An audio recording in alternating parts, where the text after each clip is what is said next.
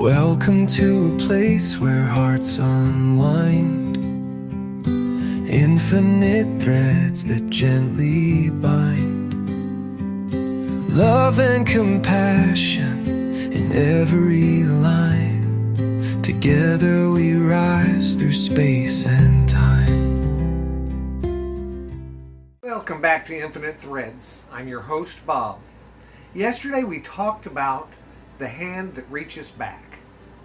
Today, I want to think about the door. Not the front door of a house, though that image feels right. I mean the door inside of us. The one that decides whether another person is allowed to come near. The one that opens with trust, closes with fear, and sometimes gets stuck after too much disappointment. Most of us know what that feels like. I know I do. Life can teach the heart to be careful. A person who once entered freely may begin to pause. A generous spirit may start holding something back. It's not always bitterness. Sometimes it's protection. And protection, well, it has its place. A door should be able to close when harm is trying to enter.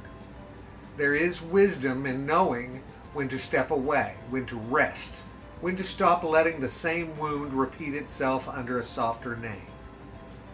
But there's another kind of closing that happens more quietly. Nothing obvious slams shut. No great announcement is made. We simply begin to expect less. We answer more briefly. We stop reaching first. We tell ourselves that we are fine this way, and maybe part of us is. The trouble is that a heart can get used to a smaller room. And that is what I've been thinking about. Love does not always need us to fling every door wide open. That would not be wise, and it definitely wouldn't be honest. Sometimes love only asks us to leave one door unlocked. Just one place where gentleness can still find us. A little willingness, a little curiosity, a little space where the future is allowed to surprise us. That may not sound like much, but for someone who's been hurt, it can actually be enormous. To leave a door open is to admit that the past doesn't get to own every possibility. It means fear may have a voice, but it doesn't get to be the only voice. I think we sometimes confuse caution with closing. Caution says pay attention. Closing says nothing good can come. Those aren't the same things. Caution can walk with love. It can help us move slowly, notice what is healthy, and listen to the quiet warnings that we once ignored. Closing builds a wall and calls the wall peace. The problem is, of course, that peace without connection can begin to feel like absence. A still room is not always a healed room. Sometimes it's only a room where nothing is allowed to move. Love brings movement. Not always noise and not always drama, but movement. A conversation that softens something. A friendship that returns after distance. An apology that doesn't fix everything, but makes one honest step possible. A new kindness that reaches a part of us we thought had gone silent. That's why the door matters. It's not about inviting everyone back in. It's not about pretending every relationship should be restored. Some doors need to stay closed, and there's no shame in that. I have a lot of trouble with that, but there's no shame in that. But there may be other doors we closed because we were tired. Not because love had become dangerous there, but because hope had started to feel expensive. maybe today is about noticing the difference. There are people who are not asking to take from us. They're trying to meet us.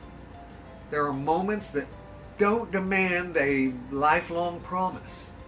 They only ask whether we can receive a little care without pushing it away. There are small invitations from life that come quietly, almost politely, and wait to see if we're still listening. Sometimes the door opens through a message, and sometimes through a memory. Sometimes through the strange feeling that we miss a version of ourselves who trusted more easily. That version may not be gone.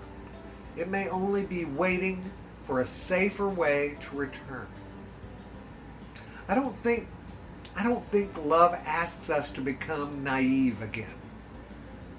Life teaches us things, and some of those lessons are important. But wisdom should make us more alive, not less. It should help us recognize what is real. It should help us protect tenderness without burying it. There's a kind of strength in staying reachable. Not available to every person and not open to every demand. Reachable to the good. Reachable to beauty. Reachable to the possibility that someone may come toward us with clean hands and a kind heart. That kind of openness has to be protected, guys. It cannot survive if we treat it carelessly. But if we lose it completely, something precious in us begins to dim. I think about homes where the porch light is left on. We've made this analogy before. There's something tender about that image, isn't there? It doesn't force anyone to come inside. It simply says, there's still a welcome here. Maybe the heart can do something like that. You know, a small light left on. A sign that love has not been exiled from the house. Even if the door opens slowly. Even if there are locks that need time. Even if we stand there for a while, unsure what to do with the hand on the knob. There's no shame in slow healing. A door that opens an inch is still opening. The important thing is not speed. The important thing is honesty. Are we protecting ourselves, or are we hiding from every chance to be loved well? That question can be uncomfortable. I ask myself that a lot recently. It has been uncomfortable for me at times because hiding can sound very reasonable when it has learned our voice. It can tell us we are being smart. It can remind us of every reason not to trust, not to hope, not to reach. But love has its own voice, often quieter. It doesn't shout over fear. It waits for a pause and whispers. It whispers, you are still allowed to receive goodness. I like that. You are still allowed to receive goodness. Not because every person deserves access to you. Not because every story should begin again. But because your heart was not made only to guard old wounds. It was made to hold light too. So today, maybe we can look gently at the doors within us. No judgment, no forcing, just a little attention. Maybe there's a door that should remain closed, and love itself will help us honor that boundary too.